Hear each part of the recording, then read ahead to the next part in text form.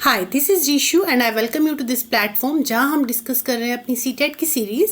और आज है हमारा डे 7। ओके। और इसके अलावा जो बच्चे नए हैं उनको ये बता दूं कि हमारी दो सीरीज़ चल रही हैं। एक तो सीटेट वाली सीरीज़ है ये, और एक इसके अलावा और सीरीज़ है साइंस सीरीज़ 2025 करके, साइंस सीरीज़ 2025। ठीक है, तो ये जो सीरीज़ है, दूसरी सीरीज़ हमारी चल रही है, ये सभी टीचिंग एग्जाम, जो बच्चे टीचिंग एग्जाम की तैयारी कर रहे हैं, चाहे KVS है, NBS है, DSSB, कोई भी स्टेट टैट है या स्टेट का टीचिंग एग्जाम है गवर्नमेंट जॉब के लिए, ठीक है, तो उसके लिए ये बच्चे जो हैं ये वाली वीडियोस प्रेफर कर सकते हैं, ये वाली वीडियोस देख सकते हैं, साइंस सीरीज़ वाली। ठीक है, और जो सीटेट वाले बच्चे हैं वो भी इस दूसरी सीरीज़ को देख सकते हैं। बाकी सीटेट के लिए एक अलग से हमने ये सीरीज़ तो चला ही रखी है। ठीक है, ये जो सेकंड सीरीज़ है इसमें 3 चैप्टर हो चुके हैं हमारे, लाइट, माइक्रो ऑर्गेनिज्म एंड हमने नेक्स्ट किया था इलेक्ट्रिसिटी। 3 चैप्टर हमारे हो चुके हैं। और अगर हम बात करें इस वाली सीरीज़ की, सीटेट साइंस सीरीज़ की, जो पेपर 2 के लिए है, जिसमें हम साइंस का पोर्शन डिस्कस कर रहे हैं, जो 30 मार्क्स की साइंस आती है उसमें 20 मार्क्स की आपकी थ्योरी आती है और 10 मार्क्स की साइंस पैडागोजी आएगी। ठीक है, तो अभी तो हम सीरीज़ जो थ्योरी है उसी पे फोकस्ड है, थ्योरी ही कर रहे हैं। उसके बाद एंड में जैसे पेपर आपका नज़दीक आएगा तो पैडागोजी भी कर लेंगे। और इसके अलावा जो 2024 वाला पेपर हुआ था ना आपका, उसमें उस टाइम पे मैंने सारे प्रीवियस ईयर डिस्कस किए थे आप लोगों के साथ।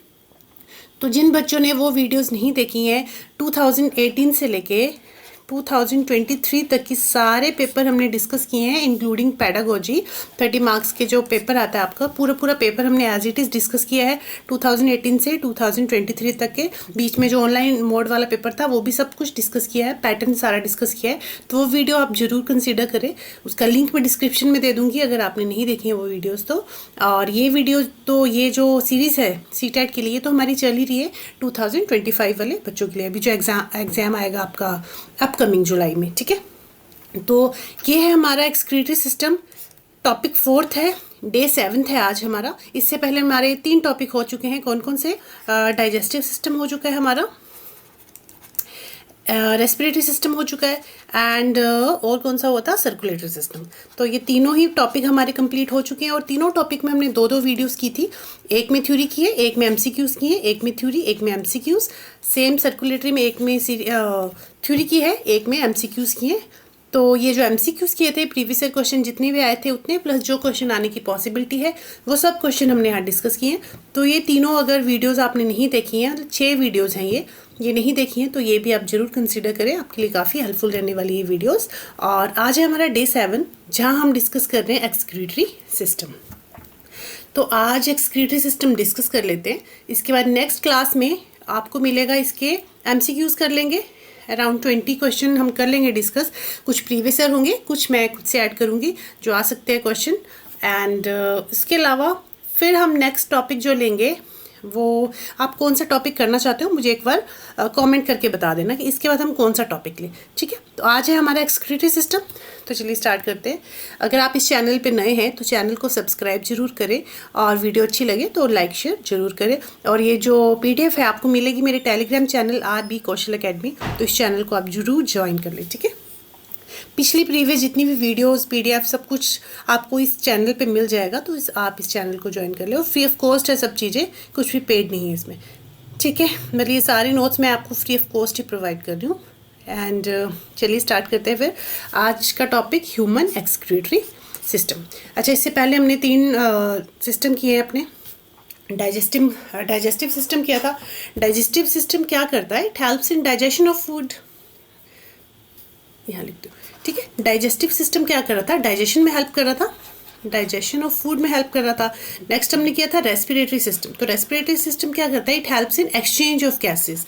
एक्सचेंज ऑफ गैसेज मतलब एक्सचेंज ऑफ गैसेज, जो हम गैसेस इनहेल करते हैं, इनहेल करके हमारे सेल्स में, लंग्स के थ्रू होते हुए हमारे सेल्स में जाती है, वहाँ पे रेस्पिरेशन की प्रोसेस होती है। वहाँ जो कार्बन डाइऑक्साइड रिलीज होगी, वो कार्बन डाइऑक्साइड फिर हार्ट में जाएगी, फिर हार्ट से लंग्स में, लंग्स से फिर वो नोज़ में, नोज़ के थ्रू एक्सहेल हो जाएगी। दैट्स व्हाई हम कह रहे हैं एक्सचेंज ऑफ गैसेज हो रही है। और ये एक्सचेंज ऑफ गैसेज हमारे लंग्स में होती है। लंग्स के कौन से पार्ट में? एल्वोलाई में। ठीक है, उसके अलावा हमने किया सर्कुलेटरी सिस्टम। तो सर्कुलेटरी सिस्टम क्या कर रहा था? सर्कुलेटरी सिस्टम क्या कर रहा था? It helps in transport of oxygen and nutrients. ये क्या करता है? ऑक्सीजन और न्यूट्रिएंट को ट्रांसपोर्ट करने में हेल्प कर रहा था। सर्कुलेटरी सिस्टम ट्रांसपोर्ट कर रहा था न्यूट्रिएंट्स एंड ऑक्सीजन। जो हम ऑक्सीजन इनहेल कर रहे थे तो वो ऑक्सीजन हमारे सेल्स तक कैसे पहुंचती है, with the help of blood. तो वो सारी चीज़ें हमने सर्कुलेटरी सिस्टम में पढ़ी हुई हैं। जो खाना हम खाते हैं न्यूट्रिएंट्स, वो जब खाना हम खा रहे हैं तो स्टमक में जाके स्मॉल इंटेस्टाइन में जाएगा, स्मॉल इंटेस्टाइन के विलाई में वो एब्जॉर्ब होगा, ब्लड कैपिलरीज में जाएगा, फिर वहाँ ब्लड के साथ बाइंड होकर हमारे सारे टिश्यूज़ में, सारे बॉडी पार्ट्स में वो फूड लेके जाएगा। ठीक है, तो ट्रांसपोर्टेशन में हेल्प कर रहा था सर्कुलेटरी सिस्टम। तो नेक्स्ट आज का जो हमारा टॉपिक है दैट इज एक्सक्रीटरी सिस्टम। तो एक्सक्रीटरी सिस्टम क्या कर रहा है? एक्सक्रीटरी सिस्टम क्या कर रहा है, जो भी हमारी बॉडी में मेटाबॉलिक प्रोसेसेस होती हैं, केमिकल रिएक्शंस होते हैं, जब कोई भी चीज़, फॉर एग्जांपल हम फूड खा रहे हैं, फूड गया, ठीक है, फूड का ब्रेकडाउन हो रहा है ग्लू हमारे सेल्स में, तो वो जो ब्रेकडाउन है उसी को मेटाबॉलिक प्रोसेस कहते हैं। तो हमारी बॉडी के अलग अलग सेल में, डिफरेंट सेल्स में, टिश्यूज़ में मेटाबॉलिक रिएक्शंस होते रहते हैं। तो उन मेटाबॉलिक रिएक्शन से जो वेस्ट निकलता है, जो वेस्ट प्रोड्यूस होता है, वही वेस्ट जो है हमारी किडनीज जो है, हमारा जो ब्लड है वो वेस्ट लेके हमारी किडनीज के पास जाता है और किडनीज क्या करती है, उस वेस्ट को हमारी बॉडी से रिमूव कर देती है। ठीक है, यही एक्सक्रीटरी सिस्टम का काम है कि हमारी बॉडी में जो मेटाबॉलिक रिएक्शंस हो रही हैं उसके दौरान जो वेस्ट प्रोड्यूस हो रहा है, वो वेस्ट जो है ब्लड कैरी करके ले जाता है किडनीज के पास। किडनीज को बोलता है कि इसको साफ करो, ठीक है, वो ब्लड को प्यूरीफाई करती है और जो वेस्ट है उसको यूरिन के थ्रू बाहर निकाल देती है, और जो प्योर ब्लड होता है फिर से बॉडी में सर्कुलेट हो जाता है थ्रू हार्ट। ठीक है, तो वही है ह्यूमन एक्सक्रीटरी सिस्टम। तो अब ये जो एक्सक्रीटरी सिस्टम है, इसमें भी डिफरेंट ऑर्गन्स हैं।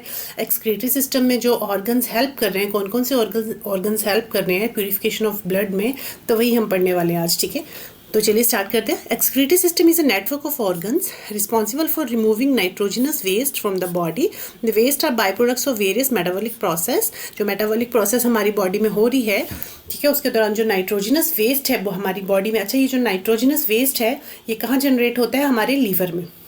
ठीक है, क्या होता है जब हम प्रोटीन खाते हैं, ठीक है, हमने जो जितना भी हम प्रोटीन खाते हैं, तो प्रोटीन क्या हो रहा है, ब्रेकडाउन हो रहा है अमीनो एसिड्स में।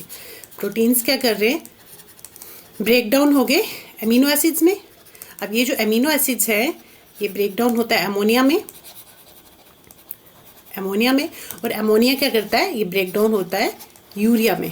ठीक है, तो ये प्रोसेस कहाँ हो रही है, लीवर में। ठीक है, तो ये जो अमीनो एसिड्स हैं, अमोनिया है, ये लीवर जनरेट कर रहा है, फिर लीवर से होते हुए ब्लड लीवर से लेके जाता है ये nitrogenous waste in the form of urea. ये जो नाइट्रोजनस वेस्ट है यूरिया की फॉर्म में होता है हर लिविंग बीइंग में, चाहे अगर हम बर्ड्स की बात करें, एक्वेटिक एनिमल्स की बात करें, सबकी बॉडी में डिफरेंट टाइप्स का जो नाइट्रोजनस वेस्ट है वो सिक्रीट होता है, वो प्रोड्यूस होता है। फॉर एग्जांपल अगर ह्यूमंस की बात करें, मैमल्स की बात करें, तो हमारी बॉडी में जो नाइट्रोजनस वेस्ट है that is in the form of urea. Some amount of uric acid भी प्रेजेंट होता है उसमें, कुछ आइंस भी प्रेजेंट होते हैं, बट मेजर क्वान्टिटी जो यूरिया की होती है। प्लस अगर हम फिशेस की बात करें, एक्वेटिक एनिमल्स की बात करें, तो उनमें जो है अमोनिया, वो जो एक्सक्रीट आउट करते हैं अपना वेस्ट, वो अमोनिया की फॉर्म में होता है। बट अमोनिया को रिलीज़ करने के लिए ज़्यादा वाटर की ज़रूरत होती है। ठीक है, तो वो तो पानी में ही रहते हैं, पानी में वो एक्सक्रीट कर देते हैं, वेस्ट निकाल देती हैं इन द फॉर्म ऑफ अमोनिया। तो अमोनिया जो है ना पानी में डिज़ोल्व हो जाता है, तो उतना टॉक्सिक नहीं रह जाता है। दैट्स वाई हमारा लीवर क्या करता है, अमोनिया को यूरिया में कन्वर्ट कर देता है, ताकि ज़्यादा हार्मफुल ना हो वो हमारी बॉडी के लिए, हमारा ज़्यादा टॉक्सिसिटी ना प्रोड्यूस करे बॉडी में। तो अमोनिया को ब्रेक डाउन कर देता है यूरिया में। यूरिया इतना ज़्यादा टॉक्सिक नहीं है, हाँ टॉक्सिक तो है बट इतना नहीं है जितना अमोनिया होता है। ठीक है, तो अगर हम बर्ड्स की बात करें तो वो क्या करती हैं, यूरिक एसिड सिक्रीट करते हैं। ठीक है, मैमल जो हैं यूरिया सिक्रीट कर रहे हैं, फिशेस जो एक्वेटिक एनिमल्स हैं अमोनिया सिक्रीट करते हैं, बर्ड्स जो हैं वो यूरिक एसिड सिक्रीट करती हैं। ठीक है, तो ये जो कन्वर्जन हो रही है, जो ब्रेकडाउन हो रही है, ये हमारे कौन से बॉडी पार्ट में हो रहा है, लीवर में। अब ये लीवर क्या करता है, ये जो नाइट्रोजनस वेस्ट है यूरिया, इसको ब्लड में मिक्स करके ब्लड क्या करता है, इसको कैरी करके ले जाता है और हमारी किडनीज के पास ले जाता है। किडनीज फिर वहाँ से ब्लड को फिल्टर करती हैं, प्यूरीफाई करती हैं, यूरिन बनाती हैं और फिल्टर्ड ब्लड को वापस बॉडी में भेज देती हैं थ्रू हार्ट। ठीक है, आई होप इतनी कहानी समझ आई होगी आपको। ठीक है, so it is a metabolic process that takes place in the cells and tissues and the elimination is vital for maintaining the body's chemical balance and overall health. मतलब इनका जो एक्सक्रीशन है, एलिमिनेशन है, बॉडी से बाहर निकालना काफ़ी important है, ताकि हमारी बॉडी का जो केमिकल बैलेंस है वो बना रहे और हमारी हेल्थ ठीक रहे, हमें कोई हेल्थ इश्यूज़ ना हो। ठीक है, उसके अलावा जो ह्यूमन एक्सक्रीटरी सिस्टम है, it comprises several specialised organs that work together to filter blood, remove toxins and regulate the body internal environment. तो इसमें डिफरेंट डिफरेंट ऑर्गन्स काम करते हैं, ठीक है। और वो ऑर्गन्स कौन कौन से हैं? किडनीज हैं, यूरेटर्स हैं, यूरिथ्रा है, ठीक है, वो अभी आगे बताती हूँ आपको। अनलाइक सिंपल ऑर्गेनिज्म, अच्छा हर ऑर्गेनिज्म है, जैसे फॉर एग्जांपल अगर हम बात करें यूनिसेलुलर ऑर्गेनिजम्स की, तो यूनिसेलुलर ऑर्गेनिज्म सिंगल सेल होता है। Single cell is responsible for all the activities, चाहे वो एक्सक्रीशन कर रहे हैं, चाहे वो सर्कुलेशन कर रहे हैं, रेस्पिरेशन कर रहे हैं, डाइजेशन हो रहा है, तो वो single cell is responsible for all the things. But human beings में ऐसा नहीं होता। ह्यूमन बींग्स जो है उनमें एक डेडिकेटेड सिस्टम होता है हर चीज़ के लिए। जैसे सर्कुलेशन के लिए सर्कुलेटरी सिस्टम है, रेस्पिरेशन के लिए रेस्पिरेटरी सिस्टम है, डाइजेशन के लिए डाइजेस्टिव सिस्टम है, वैसे ही एक्सक्रीशन के लिए एक्सक्रीटरी सिस्टम है, जो वेस्ट को मैनेज करता है, एलिमिनेशन करता है हमारी बॉडी के वेस्ट को। तो कौन करता है? Human excretory system. तो सिंगल सेल में सिर्फ एक ही सेल जो है वो खुद ही रिस्पॉन्सिबल अपनी हर चीज़ के लिए, बट ह्यूमन बींग्स में ऐसा नहीं होता। जो मैमल्स है, एनिमल्स में, उनमें ऐसा नहीं होता। उनमें क्या है कि डिफरेंट एक डेडिकेटेड सिस्टम है, अपने अपना काम, अलग अलग सिस्टम अपना अपना काम कर रहा है, ठीक है। चलिए, अब ये जो एक्सक्रीटरी सिस्टम है, ये है हमारा human excretory system. It consist of 2 kidneys. Human excretory system में क्या क्या आता है? 2 किडनीज, 2 यूरेटर्स, ये जो ट्यूब लाइक स्ट्रक्चर है, दिस वन, ये जो ट्यूब लाइक स्ट्रक्चर है यहाँ नीचे जा रहा है, किडनी से अटैच है, दिस इज कॉल्ड यूरेटर। तो 2 यूरेटर्स है, 2 किडनीज है, and 1 urethra, urinary bladder. Urinary bladder जहाँ पे यूरिन स्टोर होता है। यूरिनरी ब्लैडर में ये जो है urinary bladder, pear shaped, inverted pear से shaped structure, this is urinary bladder. और ये जो ओपनिंग है नीचे जहाँ से यूरिन पास आउट हो जाता है, this is urethra and 1 urethra, ठीक है। तो जो हमारा एक्सक्रीटरी सिस्टम है, it consist of 2 kidneys, 2 ureter, 1 urinary bladder and 1 urethra, ठीक है। यूरिथ्रा ई होगा, यहाँ पे स्पेलिंग देख लेना, ठीक है। अब यहाँ देखिए 2 किडनीज है, जो हमारी ये वाली लेफ्ट किडनी है, सॉरी राइट किडनी है। राइट किडनी थोड़ा सा नीचे होती है हमारी लेफ़्ट किडनी के कंपैरिजन। क्यों? क्योंकि हमारी जो राइट किडनी है ना, उसके ऊपर हमारा लीवर होता है, तो इसलिए ये जो किडनी है, राइट किडनी, थोड़ा सा नीचे होती है as compare to left kidney. और ये जो किडनीज हैं हमारी बैक साइड में प्रेजेंट होती हैं, ठीक है। हमारे एब्डोमिनल कैविटी की बैक साइड में आगे की तरफ डाइजेस्टिव सिस्टम होता है, पीछे की तरफ हमारी बैक साइड में किडनीज होती हैं, ठीक है। 2 किडनीज है। जो राइट किडनी है थोड़ा सा नीचे होती है, बिकॉज ऊपर उस लीवर का वेट होता है, तो उसकी वजह से इसका जो ये है थोड़ा सा नीचे को दब जाती है राइट वाली किडनी, ठीक है। तो इसके अलावा यहाँ देखिए 2 वेन्स आपको दिख रही हैं, 1 इज़ रेड, 1 इज़ ब्लू। जब मैंने सर्कुलेटरी सिस्टम आपको पढ़ाया था तो मैंने आपको बताया था कि जो रेड वन है that is responsible for carrying oxygenated blood. It carries oxygenated blood means it carries oxygen, it carries oxygen, oxygenated blood. Blue one जो है it carries deoxygenated blood, deoxygenated blood. तो आपको मैंने पढ़ाया था कि ऑक्सीजनेटेड ब्लड कौन कैरी करता है? आर्टरीज कैरी करती हैं। आर्टरी क्या करती है? ऑक्सीजनेटेड ब्लड कैरी करती है। और वेन्स क्या करती हैं? डीऑक्सीजनेटेड ब्लड कैरी करती है, ठीक है। तो जो रेड कलर है, ऑक्सीजनेटेड ब्लड जो है यहाँ से हमारी बॉडी से आएगा, हमारे हाथ से ऑक्सीजनेटेड ब्लड आएगा नाइट्रोजनस फेस लेता हुआ। अच्छा, इसमें ऑक्सीजन प्रेजेंट होगी क्योंकि हमारी किडनीज को ऑक्सीजन भी तो चाहिए ना काम करने के लिए, तो किडनी प्रेजेंट होगी, ऐसे ब्लड आएगा, ऑक्सीजनेटेड ब्लड आएगा आउटा से होता हुआ आर्टरी में इस तरह से, और हमारी दोनों किडनीज के अंदर चला जाएगा। एक आर्टरी यहाँ चली जाएगी, एक आर्टरी यहाँ चली जाएगी, तो दोनों को जो है ऑक्सीजनेटेड ब्लड मिल जाएगा। अब ऑक्सीजनेटेड ब्लड तो है, बट इसका ये मतलब नहीं है कि ब्लड बिल्कुल साफ़ है। ये अपने साथ साथ इम्प्यूरिटीज़ भी लेके आ रहा है, इसके अंदर नाइट्रोजनस वेस्ट भी प्रेजेंट है। वही नाइट्रोजनस वेस्ट हमारी किडनी जो है हमारी बॉडी से, हमारे ब्लड से रिमूव करेंगे इन द फॉर्म ऑफ यूरिन, ठीक है। चलिए, यहाँ समझ आ गया। ये ऑक्सीजनेटेड ब्लड लेके आएगी कि दोनों किडनीज में चला जाएगा ये ब्लड, और फिर अंदर क्या होगा? ऑक्सीजनेटेड ब्लड क्या करेगा?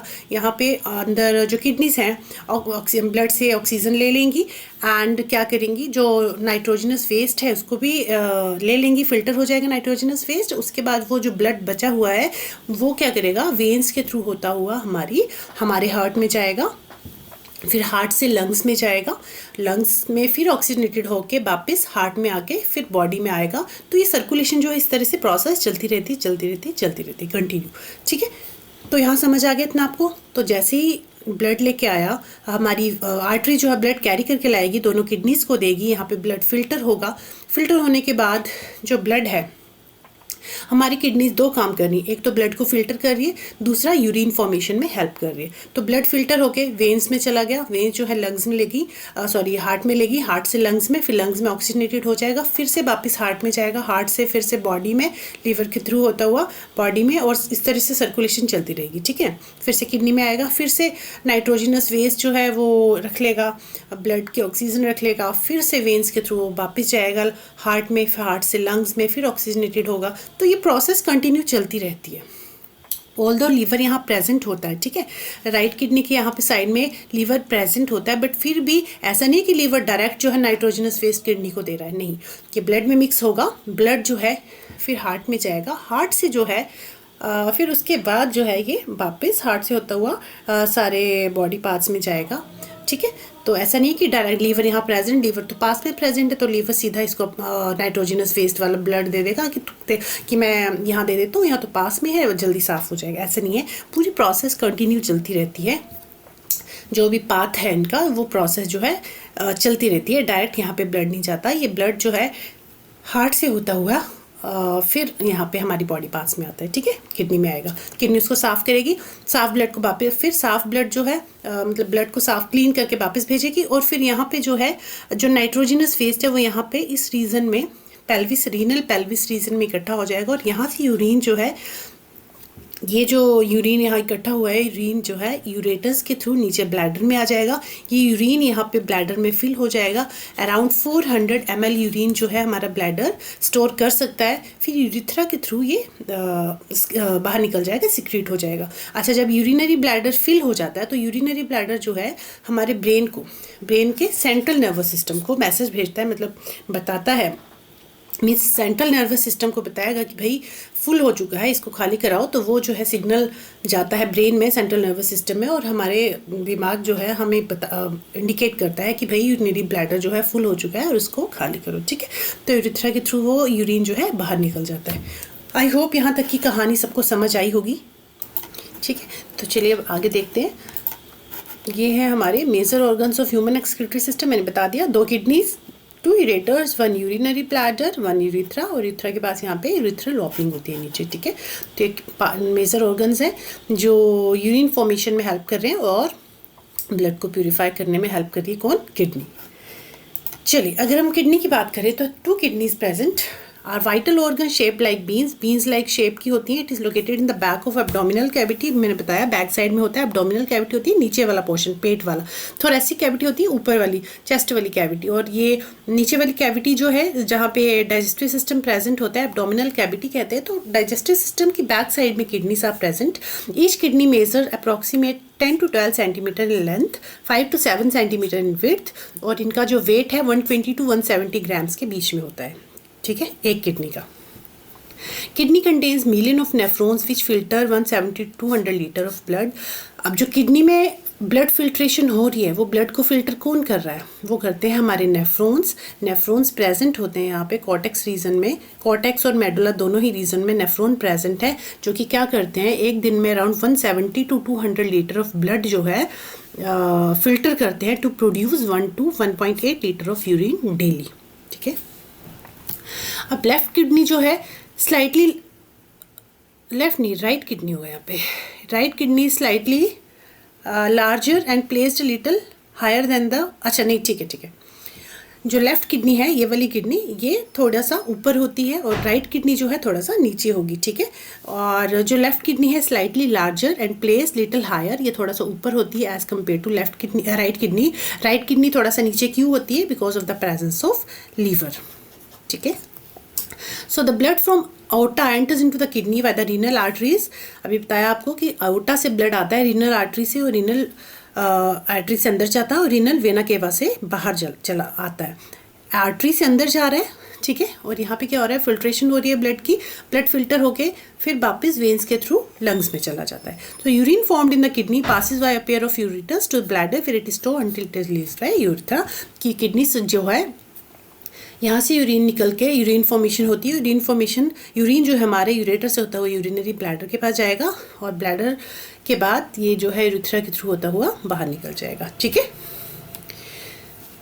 अब अगर हम बात करें स्ट्रक्चर ऑफ किडनी की, अगर इन डिटेल देखें, अंदर से देखें किडनी का स्ट्रक्चर है कैसा, तो देखिए ये है हमारी किडनी जो, ठीक है, ये जो बाहर वाला पोर्शन है दिस इज कॉल्ड कॉर्टेक्स। जो बाहर वाला पोर्शन है इसको कहते हैं कॉर्टेक्स और इसके अंदर वाला जो रीजन है ये वाला इसे हम कहते हैं मेडुला। ठीक है, जो बाहर वाला पोर्शन है दैट इज कॉर्टेक्स, अंदर वाला रीजन जो है दैट इज मेडुला। और इस तरह के जो पिरामिड बने हुए हैं मेडुला रीजन में this is called medullary pyramid. ये जो पिरामिड बने हैं this is called medullary pyramid. Okay, ये मेडुलरी पिरामिड है। ठीक है, बाहर का रीजन कॉर्टेक्स, अंदर का रीजन मेडुला। मेडुला रीजन में इस तरह के पिरामिड बने हुए हैं दैट इज मेडुलरी पिरामिड।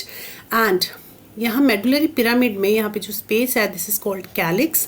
और ये रीनल आर्टरी है, आर्टरी के थ्रू ब्लड अंदर जाएगा प्यूरिफाई होके, फिर रीनल वेन के थ्रू बाहर आ जाएगा ब्लड। और ये जो रीजन है जहाँ पे यूरिन जो है कलेक्ट होता है, यहाँ पे नेफ्रॉन्स होते हैं। नेफ्रॉन का nephron is present at here.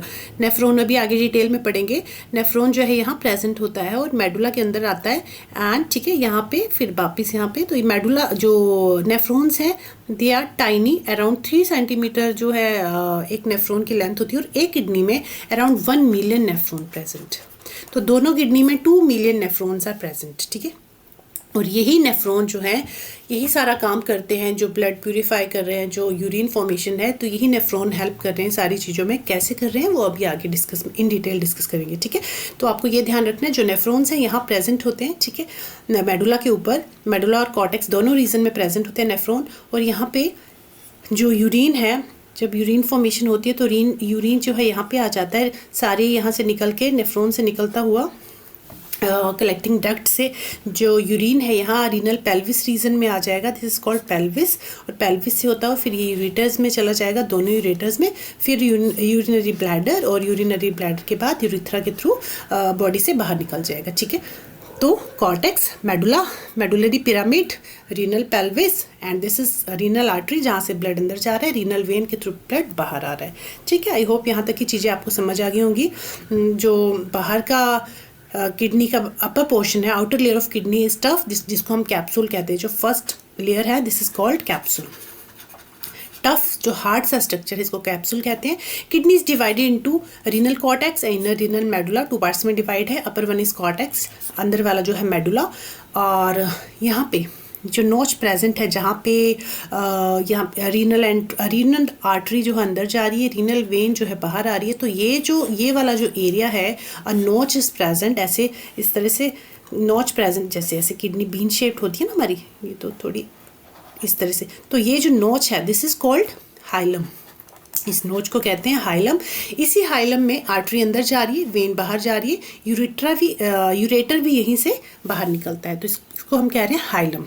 ठीक है, hilum is present through which the renal artery enters the kidney and renal veins and ureter leave the kidney. The hilum extend inside the kidney into funnel space called the renal pelvis. तो ये hilum ही आगे जो funnel like structure बना रहा है इसको हम कह रहे हैं पेल्विस।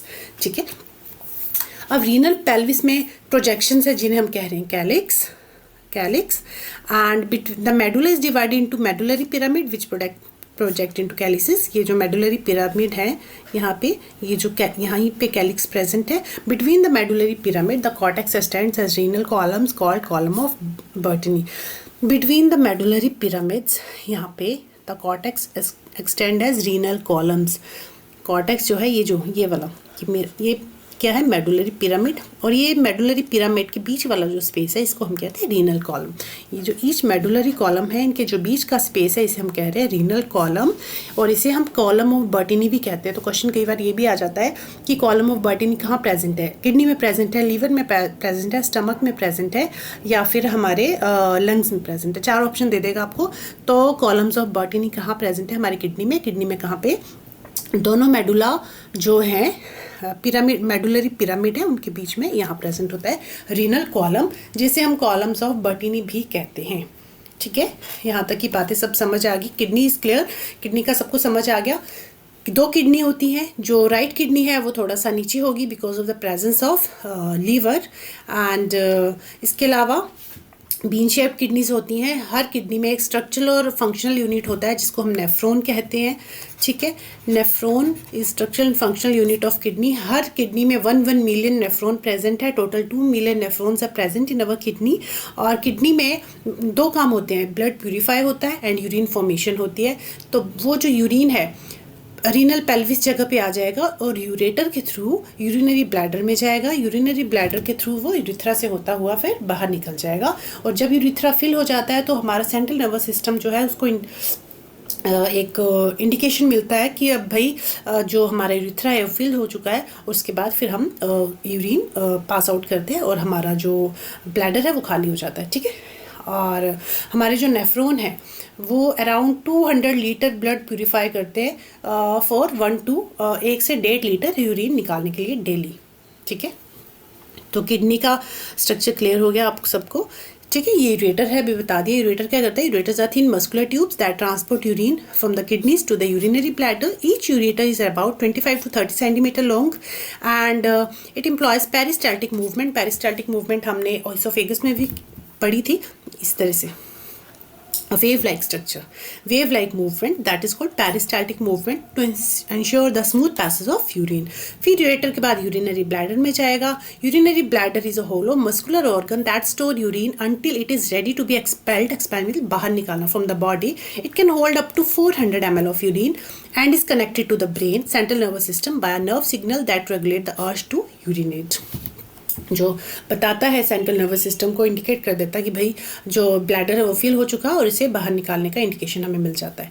यूरिथ्रा जो है it is the final passage through which urine exits the body. In male, it also serves as the conduit for semen during ejaculation. The urethra is equipped by sphincter muscles that control the release of urine. Micturition क्या है? It is the process of expelling urine. Micturition क्या है? It is the process of expelling urine from the bladder through the urethra. ठीक है, तो I hope ये चीज़ें आपको समझ आई होंगी। किडनी जो ह्यूमन एक्सक्रीटरी सिस्टम है, दिस इज़ क्लियर। अब हम करेंगे जो फंक्शनल और स्ट्रक्चरल यूनिट है जिसे हम कह रहे हैं नेफ्रॉन।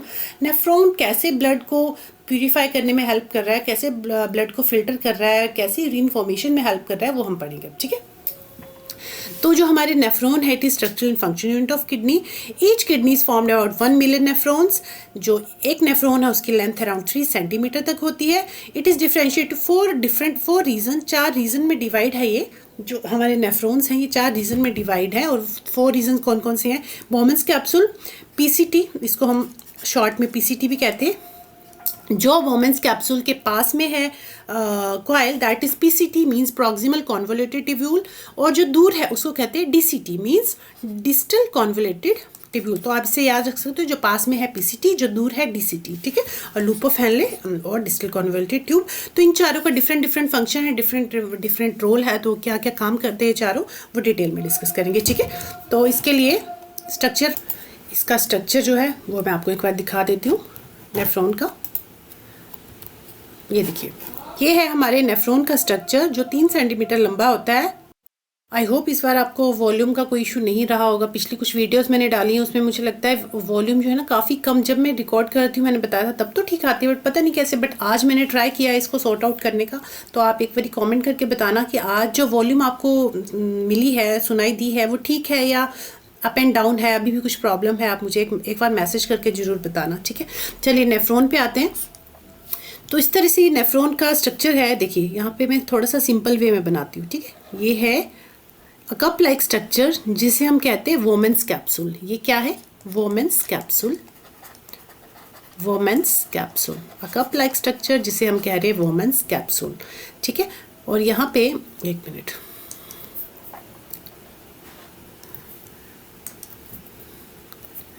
वेट, ठीक है। A cup-like structure is called Woman's capsule। और यहाँ पे इस तरह से ऐसे यहाँ पे ये जो coiled structure है this is called PCT। ये क्या है? हमारी PCT। थोड़ा सा स्पेस कम पड़ गया, कोई बात नहीं, ठीक है। ये है हमारी PCT जिसे हम कह रहे थे प्रॉक्सिमल, PCT नहीं, हाँ PCT, proximal convoluted tubule. And ये है हमारा loop of Henley. This is loop of Henley. देखिए ये U shaped structure, this is called loop of Henley, और लूप ऑफ हेनले से फिर से जो कॉइल्ड स्ट्रक्चर स्टार्ट है, दिस इज कॉल्ड डीसीटी। थोड़ा छोटा करके बनाती हूँ। और फिर यहाँ पे हमारी है कलेक्टिंग डक्ट, जहाँ पे यूरिन कलेक्ट होता है, ठीक है। This is collecting duct. तो डिफरेंट जो नेफ्रॉन्स हैं, ऐसा नहीं है कि एक कलेक्टिंग डक्ट से सिर्फ एक ही नेफ्रॉन का डीसीटी कनेक्टेड होगा। एक कलेक्टिंग डक्ट से काफ़ी सारे जो नेफ्रॉन्स हैं उनका डीसीटी कनेक्ट होगा। ऐसा नहीं कि एक से एक ही कनेक्ट हो, काफ़ी सारे, ये देखिए यहाँ पे काफ़ी सारे डीसीटी आके मिलेंगे, काफ़ी सारे डीसीटी आके यहाँ पे कंबाइन हो जाते हैं इसके साथ कलेक्टिंग डक्ट में, जहाँ पे यूरिन कलेक्ट होता है और फिर ये यूरिन चला जाता है हमारे रीनल पेल्विस में, किडनी के रीनल पेल्विस में, और रीनल पेल्विस से चले जाता है यूरेटर में, यूरेटर से यूरिनरी ब्लैडर, यूरेथ्रा के थ्रू बाहर हो जाता है, ठीक है। इतना समझ आ गया। This is Bowman's capsule. PCT coil structure, जो यू शेप स्ट्रक्चर है लूप ऑफ हेनले, फिर यहाँ पे फिर से coil structure, this is called DCT, and then collecting duct, जहाँ भी यूरिन कलेक्ट हो जाता है, ठीक है। अब इतना तो समझ आ गया आपको। अब ये जो कॉइल स्ट्रक्चर है जो रेड कलर का आपको दिख रहा है, तो यहाँ से जो आर्टरी आ रही है हमारी, ये है हमारी रीनल आर्टरी जो आउटा से आ रही है। उस तरह से यहाँ पे बंच ऑफ कैपिलरीज प्रेजेंट, और जैसे ही आर्टरी, ये है रीनल आर्टरी। अब रीनल क्यों कह रहे हैं? क्योंकि किडनी की बात कर रहे हैं, ठीक है। एक्सक्रीशन की बात जहाँ बात होती है, किडनीज की जहाँ बात होती है, वहाँ हम वर्ड यूज़ करते हैं रीनल, ठीक है। जहाँ हार्ट की बात होती है वहाँ हम कहते हैं कार्डियक। जहाँ पे लीवर की बात करेंगे तो हम कहेंगे हिपैटिक, ठीक है। अगर हम रेस्पिरेशन की बात, लंग्स की बात कर रहे हैं तो हम कहते हैं पल्मोनरी वर्ड यूज़ करते हैं। तो उसी तरह जब हम किडनी की बात कर रहे हैं तो हम रीनल वर्ड यूज़ करते हैं, ठीक है। तो this is renal artery, R लिख देती हूँ।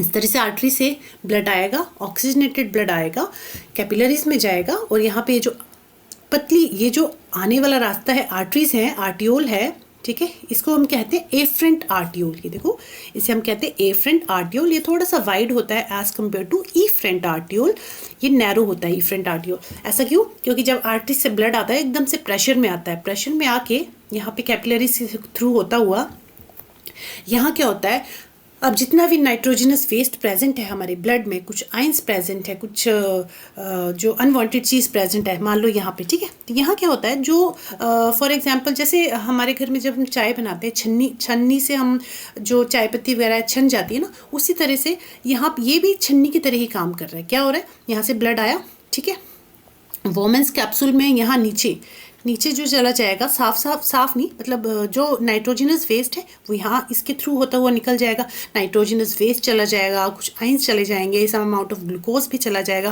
बट प्रोटीन्स नहीं जाएंगे। प्रोटीन्स का जो साइज़ है काफ़ी बड़ा होता है। जो ब्लड प्रोटीन्स होते हैं, आरबीसी, प्लेटलेट्स, प्लाज्मा, उनका साइज़ थोड़ा बड़ा होता है, वो नहीं पास होंगे यहाँ से। बट ये जो परमिएबल मेम्ब्रेन होती है, ठीक है, यहाँ से कैपिलरीज के थ्रू ये जो बाकी चीज़ें हैं, नाइट्रोजनस वेस्ट है, यूरिया पास हो जाएगा, जो कि हम चाहते हैं, यूरिया तो हमें निकालना ही है। बट यूरिया के साथ साथ कुछ आयंस भी चले जाएंगे, सम अमाउंट ऑफ ग्लूकोज भी चला जाएगा जो हम नहीं चाहते, सम अमाउंट ऑफ सॉल्ट भी चला जाएगा, वाटर भी चला जाएगा, ठीक है। यहाँ पे फिल्टर हो जाएगा।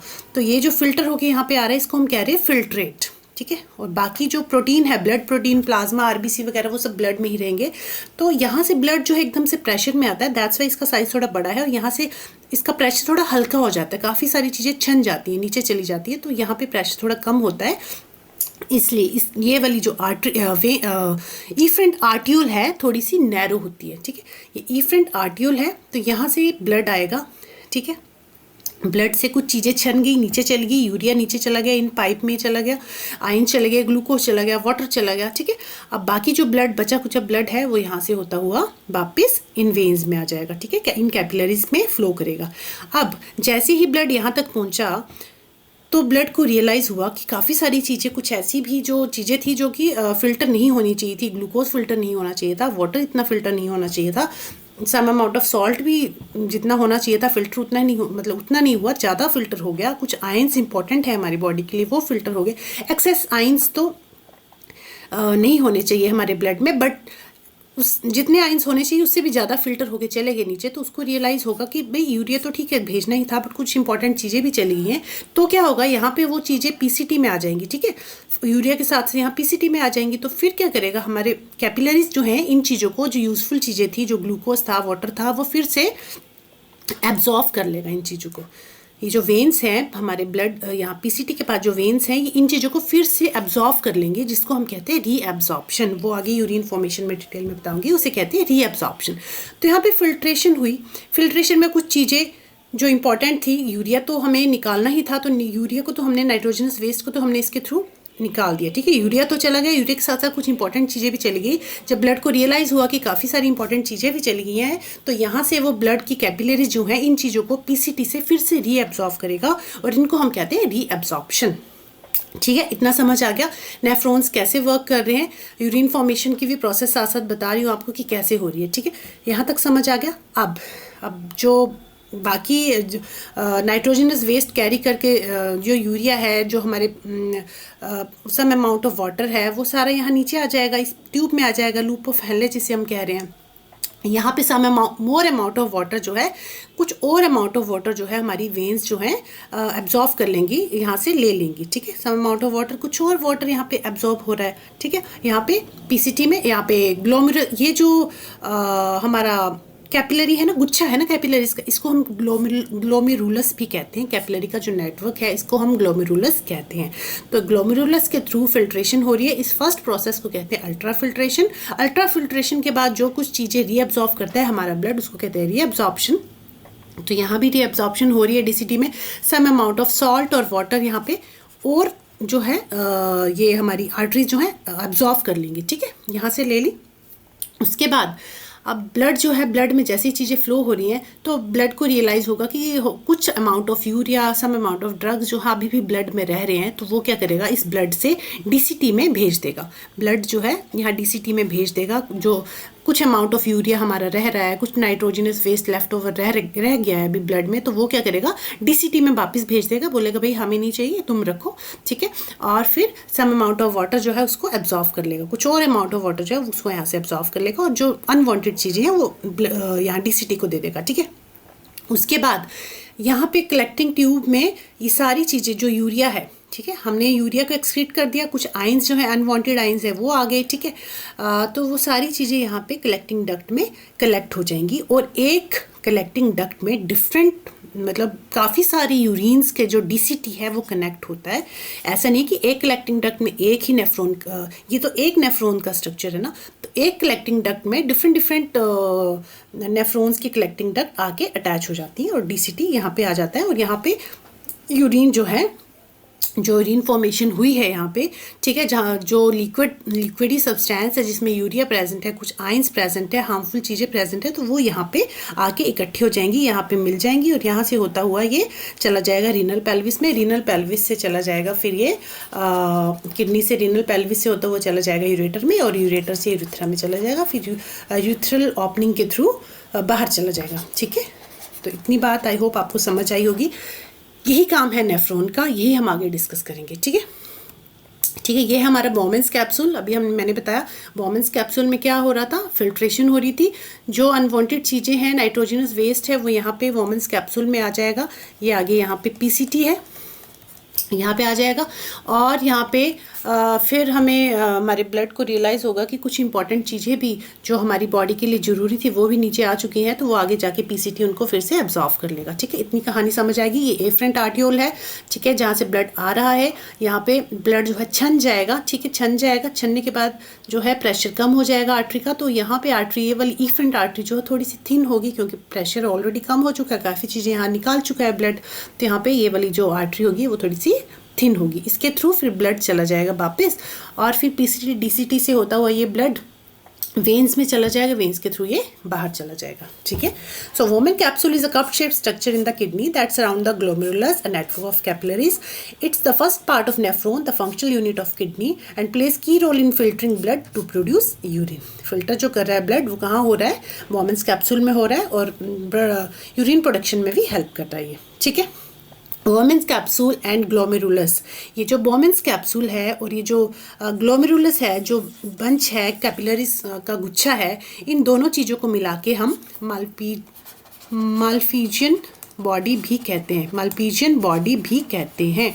तो माल्पीजियन बॉडी किसको कहते हैं, ग्लोमेरुलस और वोमेंस कैप्सूल दोनों को मिला के माल्पीजियन बॉडी कहते हैं इसको, ठीक है।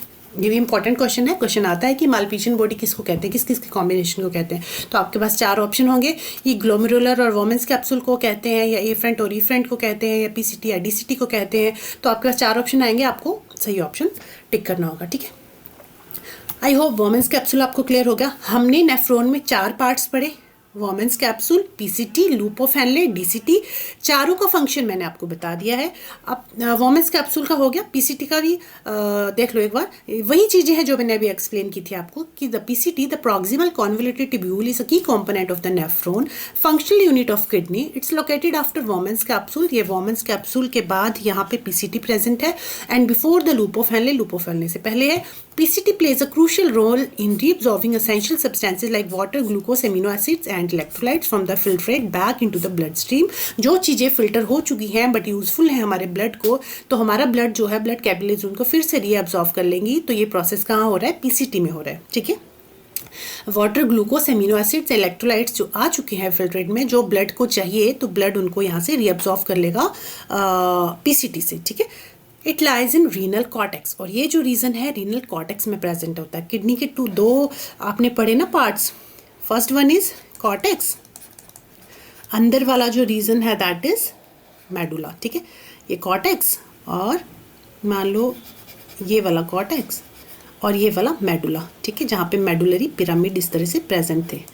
तो ये कॉर्टेक्स रीजन में प्रेजेंट है, यहाँ पे कॉर्टेक्स रीजन में प्रेजेंट होता है वोमेंस कैप्सूल भी, पीसीटी भी, और जो लूप ऑफ हेनले है ये यहाँ पे नीचे मेडुला में प्रेजेंट होता है। मेडुला में लूप ऑफ हेनले प्रेजेंट है, और फिर से ये कॉर्टेक्स रीजन में चला जाएगा डीसीटी, और कलेक्टिंग डक्ट यहाँ पे कॉर्टेक्स और मेडुला के रीजन के दोनों के बीच में इस तरह से कलेक्टिंग डक्ट प्रेजेंट होती है। ठीक है, तो it lies in renal cortex. PCT कहाँ होता है, कॉर्टेक्स रीजन में प्रेजेंट होता है। और रीनल क्यों कह रहे हैं, अभी बताया था कि किडनी के लिए हम रीनल वर्ड यूज करते हैं। लूप ऑफ हेनले, ये वाला, this one U shaped structure, this is called loop of Henley. ये वाला जो लिम्ब है this is called descending limb, और दिस इज कॉल्ड, ये जो राइट वाला है इसको कहते हैं ascending limb, descending limb, ascending limb. ठीक है, तो यहाँ पे क्या है, सॉल्ट्स और इलेक्ट्रोलाइट्स को एब्जॉर्प्शन हो रही है। ठीक है, loop of Henle also known as nephron loop. It is U shaped segment of nephron in the kidney that plays crucial role in water and salt absorption. It enables the production of concentrated urine. Concentrated क्यों है, क्योंकि जो water था उसको इसने absorb कर लिया, salt था उसको एब्जॉर्व कर लिया, तो वाटर जो यूरिन बनेगा वो कंसनट्रेटेड यूरिन होगा। It consist of 2 straight parallel limb which continuation of PCT enters to renal medulla, ascending limb which re enters the renal cortex and join the DCT. कुछ नहीं है, ये यही कह रहा है कि इस तरह से जो मेडुला है, यहाँ पे लूप ऑफ हेनले यहाँ से मेडुला में प्रेजेंट करेगा, फिर मेडुला से होता हुआ ये फिर से कॉर्टेक्स रीजन में आ जाएगा, यहाँ पे इसकी ओपनिंग होगी, और यहाँ पे फिर ये कलेक्टिंग डक्ट में एंटर कर जाएगा। ठीक है, तो यही कह रहा है ये लूप ऑफ हेनले। डीसीटी हमारा यहाँ पे डीसीटी प्रेजेंट है, जो क्या कर रहा था, it is present in again renal cortex region में। सिर्फ आपको याद रखना है Bowman's capsule, PCT, DCT cortex region में है, और ये जो यू शेप ट्यूब है हमारी जिसे हम लूप ऑफ हेनले कह रहे हैं, ये मेडुला में प्रेजेंट है। ठीक है, कंफ्यूज नहीं होना, ये चीज़ याद रखनी बस। तो it lies in renal cortex, it opens into collecting duct, collecting duct में ओपन हो जाती है DCT, and it is responsible for regulating electrolyte and fluid balance. ये क्या करती है, फ्लूइड बैलेंस को और इलेक्ट्रोलाइट को और फ्लूइड के बैलेंस को मेंटेन करता है, and some amount of water also absorbed over here, और कुछ वो जो यूरिन है मोर कंसनट्रेटेड हो जाता है, और यूरिन जो है फिर ये कलेक्टिंग डक्ट के थ्रू होता हुआ हमारी बॉडी से बाहर हो जाता है। ठीक है, ये है कलेक्टिंग डक्ट्स। ये देखो ये कलेक्टिंग डक्ट है ना, तो इसमें एक नेफ्रॉन यहाँ से जुड़ा हुआ है, एक नेफ्रॉन की डीसीटी यहाँ से जुड़ी है, एक की डीसीटी यहाँ से जुड़ेगी, एक की यहाँ से, यहाँ से, यहाँ से, तो मल्टीपल ऑफ नेफ्रॉन जो है एक कलेक्टिंग डक्ट से जुड़े हुए होते हैं। ठीक है, these are larger tubes which receive the DCT of several nephrons, all the collecting duct that opens into pelvis which leads into ureter। ये फिर pelvis में जाता है, renal pelvis से ureter में जाता है, फिर urinary bladder and then urethra। I hope आपको नेफ्रॉन की कहानी समझ आई होगी। यही पार्ट्स थे जो हमने नेफ्रॉन के समझने थे कि कैसे जो है नेफ्रॉन फिल्ट्रेशन में हेल्प कर रहा है। तो आई होप आपको समझ आ गया होगा कि वोमेन कैप्सूल से होता हुआ जो ब्लड है फिल्टर होता है। कुछ इंपॉर्टेंट चीज़ें भी ग्लोमेरुलस फिल्ट्रेशन, ग्लोमेरुलस में जो नेटवर्क है कैपिलरी का उसके थ्रू फिल्टर हो जाती हैं, वोमेंस कैप्सूल में चली जाती हैं। यूरिया के साथ साथ, यूरिया तो गया ही है, plus glucose, amino acid, electrolytes, ions कुछ जो है एब्जॉर्व हो जाते हैं, तो हमारी जो पीसीटी है वहाँ पे जो कुछ आर्टरीज प्रेजेंट हो, ब्लड कैपिलरी प्रेजेंट होती है, वो ब्लड कैपिलरी उन चीज़ों को फिर से रीअब्जॉर्व कर लेती है, वो चीज़ें फिर से ब्लड में आ गई, फिर वो लूप फैलने में जाएगी, सम अमाउंट ऑफ वाटर और सॉल्ट जो है फिर से वहाँ पे एब्जॉर्व होगा।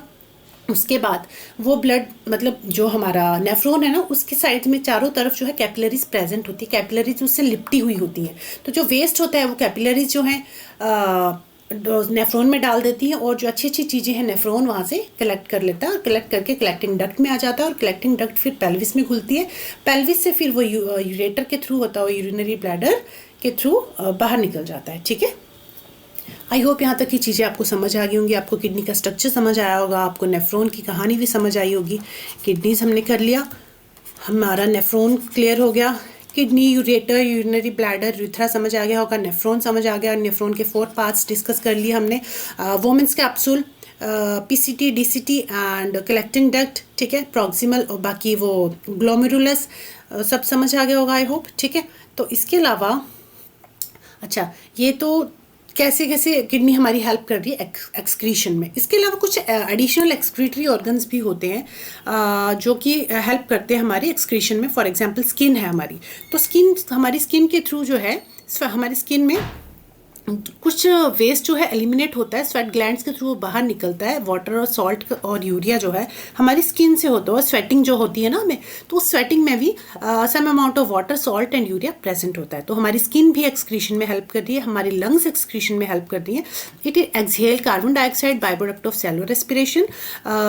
Liver process toxins and produces urea from ammonia. Ammonia जो है ज़्यादा हार्मफुल, ज़्यादा टॉक्सिक होता है, तो अमोनिया को वो यूरिया में कन्वर्ट कर देता है, और यूरिया जो है फिर किडनी ब्लड के साथ मिक्स होकर किडनी में जाएगी, और किडनी जो है उस यूरिया को यूरिनेशन के थ्रू हमारी बॉडी से बाहर निकाल देता है। ठीक है, इंटेस्टाइन जो है, इंटेस्टाइन क्या करती है, it remove solid waste product from the digestive process. अच्छा, जो हमारा डाइजेस्टिव सिस्टम है, जो इंटेस्टाइन है, ठीक है, लार्ज इंटेस्टाइन हमारे सॉलिड वेस्ट निकाल रही है एनस के through, that is called egestion. ठीक है, तो एक्सक्रीशन और इजेशन दोनों ही अलग अलग चीज़ें हैं, बट इसमें ये बता रहा है कि इजेशन जो है, ये जो कुछ ऑर्गन्स हैं, ये भी हमारे वेस्ट को बॉडी से बाहर निकालने में, किडनी तो हेल्प कर ही रही है, मेजर रोल तो किडनी का ही है, जो इंपॉर्टेंट रोल प्ले कर रही है वो किडनी ही है, बट उसके साथ साथ कुछ और भी पार्ट्स हैं जिनके थ्रू हम अपने वेस्ट को बाहर निकालते हैं, स्किन के थ्रू, लंग्स के थ्रू, लीवर के थ्रू। हमारी इंटेस्टाइन जो है वो सॉलिड वेस्ट को बाहर निकालती है, जो किडनी है वो हमारे लिक्विड वेस्ट को बाहर निकालती है। ठीक है, तो आई होप ये भी समझ आ गया आपको। अब जो है नेक्स्ट हमारा टॉपिक है mechanism of excretion in humans की। जो ह्यूमंस में जो एक्सक्रीशन होता है वो उसकी क्या प्रोसेस है, एक्सक्रीशन कैसे कैसे होता है, तो अभी मैंने आपको पीछे बता दिया है ये।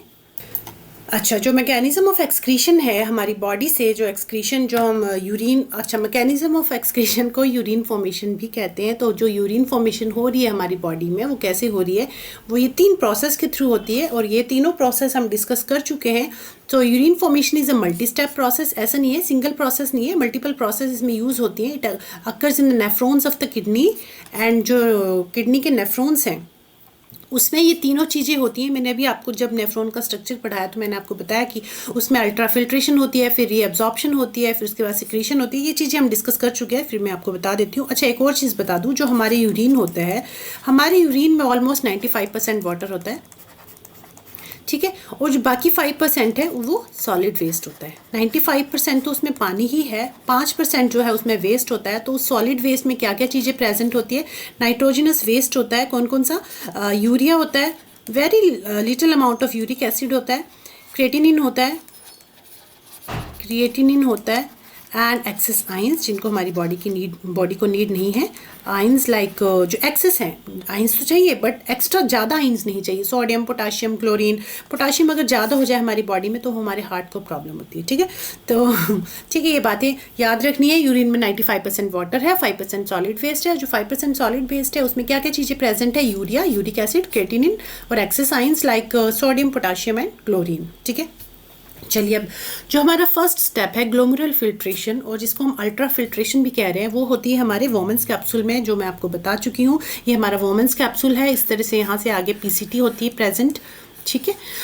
तो वोमेंस कैप्सूल में ये जो आर्टरी है this is afferent arteriole, this one is efferent arteriole. Afferent arteriole broad होती है, क्यों होती है? क्योंकि हाई प्रेशर से ब्लड फ्लो होता है और यहाँ पे कुछ चीज़ें जो हैं छन जाती हैं, इसलिए यहाँ पे जो ब्लड वापस जाता है ईफ्रेंट में, यहाँ पे जो इसका ट्यूब है थोड़ी पतली होती है, इसका प्रेशर ज़्यादा हाई नहीं होता। क्यों नहीं होता? क्योंकि काफ़ी सारी चीज़ें छन चुकी होती हैं। जो बड़े बड़े पार्टिकल्स हैं, जो प्रोटीन, ब्लड प्रोटीन प्रेजेंट है, आरबीसी प्रेजेंट है, प्लाज्मा प्रेजेंट है, WBC प्रेजेंट है, वो जो है फिल्टर नहीं होते इस मेम्ब्रेन के थ्रू। बाकी जो नाइट्रोजनस वेस्ट है इन द फॉर्म ऑफ यूरिया, जो नाइट्रोजनस वेस्ट है वो फिल्टर हो जाता है। नाइट्रोजनस वेस्ट जो कि हमें फिल्टर करना ही है, हमें बाहर निकालना ही है। Nitrogenous waste in the form of urea, creatinine, ions, वो सारे जो हैं यहाँ पे फिल्टर होके आ जाते हैं सब। बट इसके साथ साथ कुछ इंपॉर्टेंट चीज़ें भी आ जाती हैं, लाइक ग्लूकोज, एमिनो एसिड जो हमें चाहिए हमारी बॉडी को। तो यहाँ पे glucose, amino acid, some amount of water, ये सारी चीज़ें, कुछ इंपॉर्टेंट आयंस जो यहाँ पे फिल्टर हो जाते हैं। तो फिर हमारा यहाँ तक की समझ आ गई। तो यहाँ जो ये फिल्ट्रेट इकट्ठा हो रहा है, ये जो फिल्ट्रेट इकट्ठा हो रहा है जिसमें ग्लूकोज है, एमिनो एसिड है, वाटर है, तो इसी को हम कह रहे हैं, इसी प्रोसेस को हम कह रहे हैं अल्ट्रा फिल्ट्रेशन। जो हमारी फर्स्ट प्रोसेस है इसे हम कहते हैं अल्ट्रा फिल्ट्रेशन। वो कहाँ हो रही है? वोमेंस कैप्सूल में हो रही है, ठीक है। इसको हम कहते हैं अल्ट्रा फिल्ट्रेशन। फिर ये जो फिल्ट्रेट है ये इसके बाद वोमेंस कैप्सूल के बाद जाएगा पीसीटी में, जहाँ पे पीसीटी क्या करेगा? पीसीटी के इर्द गिर्द, मतलब सारे नेफ्रॉन के इर्द गिर्द जो है ब्लड कैपिलरीज प्रेजेंट होती हैं। उन ब्लड कैपिलरीज में ये जो ब्लड है आगे पीसीटी के इर्द गिर्द इस तरह से लिपटा हुआ था ना, पीसीटी, डीसीटी और लूप ऑफ हेनले के साइड में। तो ये जो ब्लड हमारा जाएगा, तो जब जैसे ही ब्लड की ये जो आर्टरी जो है यहाँ प्रेजेंट होगी, तो ये कुछ चीज़ें जो ब्लड को रियलाइज़ होगा कि मैंने तो कुछ इंपॉर्टेंट चीज़ें भी भेज दी यहाँ से, तो ये फिर से यहाँ से रीअब्जॉर्प्शन हो जाएगी। पीसीटी जो है वापस जो है ब्लड में, पीसीटी में जो इंपॉर्टेंट चीज़ें है, ग्लूकोज है, एमिनो एसिड है, वाटर है, ये वापस हमारी कैपिलरीज में, ब्लड कैपिलरीज में चली जाएंगी, ठीक है, हमारी ब्लड कैपिलरीज में चली जाएंगी। तो इसी प्रोसेस को हम कह रहे हैं reabsorption. First step ultra filtration, यहाँ तक की प्रोसेस है, समझ आ गई। सेकंड प्रोसेस जो है होगी हमारी पीसीटी में। पीसीटी में क्या हो रहा है? रीअब्जॉर्ब हो रहा है water, glucose, amino acid reabsorb कर लेगा। लूप ऑफ हेनले में क्या करेगा? जो वाटर और सॉल्ट प्रेजेंट है वो यहाँ से रीअब्जॉर्प्शन किसका हो जाएगा? ये जो लूप ऑफ हेनले है ना, पीसीटी ने क्या किया? ग्लूकोज ले लिया, एमिनो एसिड ले लिया, वापस मतलब भेज दिया वापस पीसीटी ने ब्लड में, ठीक है। और लूप ऑफ हेनले ने क्या किया? सॉल्ट और वाटर रीअब्जॉर्ब कर लिया, ठीक है। उसके बाद डीसीटी की बारी आई। डीसीटी ने क्या किया? सोडियम और पोटाशियम आयन जो थे वो ब्लड में भेज दिए, ठीक है। और कलेक्टिंग डक्ट में फाइनली जो कंसनट्रेटेड यूरिन है वो चला जाएगा और यहाँ से फिर चला जाएगा ये यूरेटर में, फिर यूरिनरी ब्लैडर और यूथरा से बाहर, ठीक है। तो यहाँ पे जो प्रोसेस हो रही है पीसीटी में, इसको हम कह रहे हैं रीअब्जॉर्प्शन। और सिक्रीशन क्या है? जो ब्लड से जो इम्पोर्टेंट चीज़ें यहाँ पे हमारे इस पीसीटी में आ गई थी, पीसीटी से जो ब्लड में जा रही हैं चीज़ें, उसे हम कह रहे हैं रीअब्जॉर्प्शन। और कुछ चीज़ें, कुछ यूरिया हमारे ब्लड को रियलाइज़ हुआ, कुछ अनवांटेड चीज़ें अभी भी ब्लड में रह गई हैं, तो ब्लड से जो इस ट्यूब में वापस जाएंगी, इस डीसीटी में, इस लूप ऑफ हेनले और डीसीटी में वापस जाएंगी, इसी को हम कह रहे हैं सिक्रीशन, ठीक है। रीअब्जॉर्प्शन क्या है? जो ब्लड ने अब्जॉर्व कर ली चीज़ें, ठीक है, उसे रियलाइज़ हुआ कि भाई ग्लूकोज चला गया, एमिनो एसिड चला गया, ये तो इंपॉर्टेंट है मेरे लिए, तो ये इसने फिर से यहाँ से रीअब्जॉर्व कर लिया हमारे ब्लड ने। और फिर ब्लड आगे गया तो उसे लगा कि कुछ अनवांटेड चीज़ें भी आ गई, तो ब्लड ने वो वापस कर दी डीसीटी को। तो वही क्या है? हमारा सिक्रीशन। आई होप रीअब्जॉर्प्शन और सिक्रीशन में कन्फ्यूजन नहीं हुआ होगा। अल्ट्रा फिल्ट्रेशन तो आपको समझ आ गया होगा। सेकेंड स्टेप था रीअब्जॉर्प्शन, जहाँ पे ब्लड ने ये सारी चीज़ें जो नेफ्रॉन में चली गई थी फिर से एब्जॉर्व कर ली, उसे कह रहे हैं रीअब्जॉर्प्शन। और फिर ब्लड में कुछ अनवांटेड चीज़ें आ गई जो ब्लड ने वापस कर दी डीसीटी को, वापस कर दी नेफ्रॉन को, उसे हम कह रहे हैं सिक्रीशन। फिर उसके बाद कलेक्टिंग डक्ट में चली जाएंगी चीज़ें। आई होप समझ आ गया होगा। फिर यहाँ से ब्लड जो है वेन्स के थ्रू होता हुआ, किडनी से होता हुआ बाहर चला जाएगा वीना केवा से, और यही ब्लड जो है फिर लंग्स में जाएगा, लंग्स से फिर हार्ट में, फिर हार्ट से वापस किडनी में, और ये प्रोसेस चलती रहेगी। किडनी फिर से वापस ऑक्सीजनेटेड हो गए, फिर से नाइट्रोजनस वेस्ट कलेक्ट करेगा लीवर से और फिर से किडनी में आएगा। तो ये प्रोसेस जो है इसी तरह कंटिन्यू होती रहती है। तो आई होप ट्यूबुलर रीअब्जॉर्प्शन आपको समझ आ गया होगा।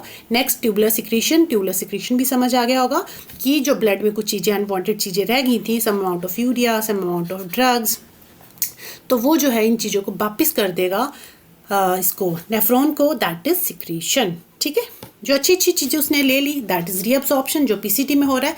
और जो गंदी गंदी चीज़ें जो ब्लड ने वापस दे दी नेफ्रॉन को, भी तू रख ले, हमें नहीं चाहिए, तो दैट इज़ सिक्रीशन, ठीक है। It is removal of waste from the surrounding blood capillaries into digital convoluted tubule, DCT में चली जाएंगी, ठीक है। और ये DCT फिर कलेक्टिंग डक्ट में चला जाएगा आगे, ठीक है। तो आई होप समझ आ गया आपको। ये एफरेंट आर्टरियल, इफ्रेंट, ये ग्लोमेरुलर अपरेटस जहाँ पे ब्लड कैपिलरीज का नेटवर्क प्रेजेंट है, यहाँ अल्ट्रा फिल्ट्रेशन हो रही है। अल्ट्रा फिल्ट्रेशन के बाद कुछ कुछ चीज़ें जो हैं, ब्लड को लगा कि ग्लूकोज चला गया, अमीनो एसिड चला गया, तो ये ग्लूकोज, अमीनो एसिड, आयंस वापस ले लेगा हमारा ब्लड, तो इसे कह रहे हैं ट्यूबुलर रीअब्जॉर्प्शन। फिर कुछ कुछ चीज़ें हमारे ब्लड को लगेगा कि कुछ कुछ गंदी चीज़ें भी आ गई, यूरिया आ गया, नाइट्रोजन वेस्ट आ गया, ड्रग्स आ गया, तो ये वापस ट्यूब नेफ्रॉन में भेज देगा DCT में, तो this is tubular secretion. I hope ये चीज़ें आपको समझ आई होंगी, ठीक है। फिर ये जो है PCT, DCT और कलेक्टिंग डक्ट के थ्रू होता हुआ यूरिन चला जाएगा पेल्विस में, पेल्विस से यूरेटर, यूरेटर से यूरिनरी ब्लैडर, फिर यूथ्रा में चला जाएगा और बाहर निकल जाएगा बॉडी से। और ये जो ब्लड है, फिल्टर्ड ब्लड चला जाएगा हमारे लंग्स में चला जाएगा, ठीक है। फिर लंग्स से हार्ट, फिर ये प्रोसेस कंटिन्यू ऐसे ही चलती रहती है, ठीक है। तो चलिए यहाँ तक की कहानी होगी। यूरिन फॉर्मेशन कैसे हो रही है, आई होप आपको समझ आ गया होगा। तो यहीं से ये जो यूरिन है, जो वो कुछ वाटर प्रेजेंट है, urea present, mixture of water, salt, creatinine, some ions, तो ये यूरिन फॉर्मेशन हो जाती है और ये ही यूरिन हमारी बॉडी से किडनी जो है बाहर निकाल देती है, ठीक है। अब what is the importance of excretory system. Excretory system जो हम पढ़ रहे हैं कि हमारी बॉडी से किडनी जो है दो काम कर रही है, फिल्ट्रेशन कर रही है, यूरिन फॉर्मेशन कर रही है। तो एक्सक्रीटरी सिस्टम जो हमने पढ़ा है उसके क्या क्या इंपॉर्टेंस है, तो क्या क्या इंपॉर्टेंस है। वेस्ट रिमूवल, हमारी बॉडी से रिमूवल, वेस्ट को रिमूव कर रहा है, waste like urea, ammonia, carbon dioxide, preventing toxic accumulation. It prevents, it also helps in maintain of balance, fluid balance को मेंटेन कर रहा है। It regulates the volume and composition of body fluid, maintaining homeostasis. Third is electrolyte को भी balance करके रखता है। It control level of essential ion such as sodium, potassium and calcium. और कहाँ हो रहा था ये, लूप ऑफ हेनले में। ब्लड प्रेशर को रेगुलेट करता है। It influence blood volume and pressure through fluid balance. PH regulation को भी मेंटेन करता है। तो ये कुछ कुछ चीज़ें हैं, कैसे मेंटेन करता है पीएच बैलेंस को। It maintain the acid base balance in the body by excreting hydrogen ion, hydrogen ion को एक्सक्रीट कर देता है और बाइकार्बोनेट आयंस को रीअब्सॉर्ब कर लेता है, जिसकी वजह से जो पीएच है हमारे ब्लड का वो रेगुलेट रहता है। तो ये कुछ इंपॉर्टेंट है, एक्सक्रीटरी सिस्टम की इंपॉर्टेंस है। कहाँ क्या क्या इंपॉर्टेंस है, वेस्ट रिमूवल में हेल्प कर रहा है, फ्लूइड बैलेंस में हेल्प कर रहा है, इलेक्ट्रोलाइट बैलेंस में हेल्प कर रहा है, ब्लड प्रेशर रेगुलेट रखता है और पीएच रेगुलेट रखता है, ठीक है। अब कई बार जो हमारी किडनी है, हमारा एक्सक्रीटरी सिस्टम में प्रॉपर वर्क नहीं कर पाता, जिस वजह से कुछ कुछ कॉन्सिक्वेंसेज हो जाती हैं, कुछ प्रॉब्लम्स हो जाती हैं। तो क्या क्या प्रॉब्लम्स हो सकती हैं हमारी किडनी में। एक तो kidney stones, hard deposit form from minerals and salts in the kidney. ज़्यादा मिनरल सॉल्ट इकट्ठा हो जाए तो उसकी वजह से क्या होता है, किडनी स्टोन्स होते हैं। यूरिनरी ट्रैक्ट इन्फेक्शन हो सकता है, infection affecting any part of the urinary system. जो एक्सक्रीटरी सिस्टम है उसको यूरिनरी सिस्टम भी कहते हैं। क्रॉनिक किडनी डिजीज हो सकता है। Gradual loss of kidney function over time, time के साथ साथ किडनी काम करना बंद कर देगी। मतलब अगर कुछ वेस्ट हमारी किडनी में प्रॉपर इकट्ठा हो रहा है, हमारी किडनी काम नहीं कर रही है, तो ये चीज़ें जो हमारी किडनी को फेस करनी पड़ सकती हैं। एक्यूट किडनी इंजरी, जिसमें सडन लॉस ऑफ किडनी होता है, किडनी के फंक्शन में किडनी जो सडनली काम करना बंद कर देती है ड्यू टू डैमेज और ब्लॉकेज। या तो कोई डैमेज हुआ है, एक्सीडेंट हुआ है, कुछ हुआ है, या फिर कोई ब्लॉकेज है हमारी बॉडी में ही जिसकी वजह से किडनी काम करना बंद कर देती है किसी बीमारी की वजह से, ठीक है। अब नेक्स्ट है, अगर हमारी किडनीज़, हमारे पास 2 किडनीज़ हैं, अगर हमारी किडनीज़ प्रॉपर वर्क नहीं कर रही है तो उसके लिए हम क्या करेंगे, उसके लिए एक प्रोसेस होती है that is called dialysis. Dialysis को आर्टिफिशियल किडनी भी कहते हैं। आर्टिफिशियल किडनी भी कहते हैं डायलिसिस प्रोसेस को। और ये प्रोसेस क्यों करते हैं हम, it is life sustaining treatment for individual with kidney failure. अगर किसी की किडनी फेल हो जाए, किडनी काम नहीं कर रही है, या उसका कोई खतरनाक एक्सीडेंट हुआ जिसकी वजह से उसकी किडनी प्रॉपर वर्क नहीं कर रही है, तो उसके पास 2 ऑप्शन है। या तो वो किडनी ट्रांसप्लांट करेगा, किसी हेल्दी पर्सन की किडनी लेगा, ठीक है, या तो फिर वो डायलिसिस करवाएगा। एंड डायलिसिस में क्या होता है, उसको वीक में 2 से 3 बार क्लिनिक जाना पड़ता है। और उसमें क्या होता है मैं अभी बताती हूँ आपको आगे। It performs the essential function of the kidney by removing waste product, excess fluid from the blood, which help maintain the body's internal balance. अब हमारे पास किडनी तो है नहीं, ठीक है, तो किडनी की जगह हम क्या करते हैं, डायलिसिस करवाते हैं क्लिनिक जाके। तो डायलिसिस में क्या होता है, जो हमारी बॉडी, जो काम हमारी किडनीज करती है ना, कि किडनी क्या कर रही है, वेस्ट निकाल रही है और इन्फॉर्मेशन में हेल्प कर रही है, और ब्लड में जो गंदगी इकट्ठी हो रही है उस नाइट्रोजनस वेस्ट को, अनवांटेड चीज़ों को ब्लड से बाहर निकाल रही है। तो अगर हमारी किडनी नहीं होगी तो ये काम कौन करेगा, तो ये काम डायलिसिस के थ्रू, आर्टिफिशियल किडनी के थ्रू करवाया जाता है। ठीक है, 2 टाइप्स की डायलिसिस होती है, हीमोडायलिसिस और पेरिटोनियल डायलिसिस। पहले हीमोडायलिसिस डिस्कस कर लेते हैं। हीमोडायलिसिस में क्या होता है, ब्लड जो है आर्टरीज के थ्रू, ये देखिए आर्टरीज के थ्रू ब्लड आएगा। ठीक है, इस तरह से हम ब्लड में आर्टरीज में इस तरह से एक पाइप इंसर्ट करते हैं। ठीक है, ये आर्टरी से कनेक्टेड है, आर्टरी से ब्लड हम लेंगे, ब्लड लेके यहाँ पे ये जो टैंक आपको दिख रहा है इसमें डायलाइजिंग सॉल्यूशन होता है, इसे कहते हैं डायलाइजिंग टैंक। और इस डायलाइजिंग टैंक में डायलाइजिंग सॉल्यूशन प्रेजेंट होता है, और ये जो डायलाइजिंग सॉल्यूशन है it is almost like our blood, हमारे ब्लड की तरह ही होता है। इसमें क्या क्या चीज़ें प्रेजेंट होती हैं, ग्लूकोज प्रेजेंट होता है, वाटर प्रेजेंट होता है, अमीनो एसिड्स प्रेजेंट होते हैं, सब प्रेजेंट होता है। बट सिवाय एक चीज़ के क्या प्रेजेंट नहीं होता, नाइट्रोजीनस वेस्ट प्रेजेंट नहीं होता। वही नाइट्रोजीनस वेस्ट तो हमें ब्लड से निकालना है, तो नाइट्रोजीनस वेस्ट यहाँ पे जो डायलाइजिंग टैंक के डायलाइजिंग सॉल्यूशन है इसमें वो नाइट्रोजनस वेस्ट प्रेजेंट नहीं है। ठीक है, और यहाँ पे 2 कनेक्शन दिए हुए हैं। देखो यहाँ आर्टरीज को कनेक्ट किया हुआ डायलाइजिंग सॉल्यूशन डायलाइजिंग टैंक के साथ, मतलब आर्टरीज में ये पाइप इंसर्ट करके इस पाइप को हमने यहाँ पे ये जो मेम्ब्रेन है जिसे हम कहते हैं सिलेक्टिवली परमिएबल मेम्ब्रेन, जो बनी होती है सेलुलोज से। सिलेक्टिवली परमिएबल मेम्ब्रेन क्यों है, क्योंकि ये चीज़ों को चुन चुन के अपने डायलिसिंग ये जो ब्लड फ्लो हो रहा है ना, इस ब्लड में से चुन चुन के चीज़ें बाहर निकालती है, चुन चुन के चीज़ें अंदर आने देती है। That's why it is called selectively permeable membrane. ऐसा नहीं कि हर किसी को बाहर निकाल देगी, हर किसी को अंदर आने देगी, कुछ पर्टिकुलर चीज़ें हैं उन्हीं को बाहर जाने देगी। जैसे फॉर एग्जाम्पल हमारी जो ब्लड है उसमें जो नाइट्रोजनस वेस्ट है हमें वही निकालना है बाहर, तो वो नाइट्रोजनस वेस्ट जो है यहाँ इन मेम्ब्रेन के थ्रू बाहर आ जाएगा, इस सॉल्यूशन में आ जाएगा।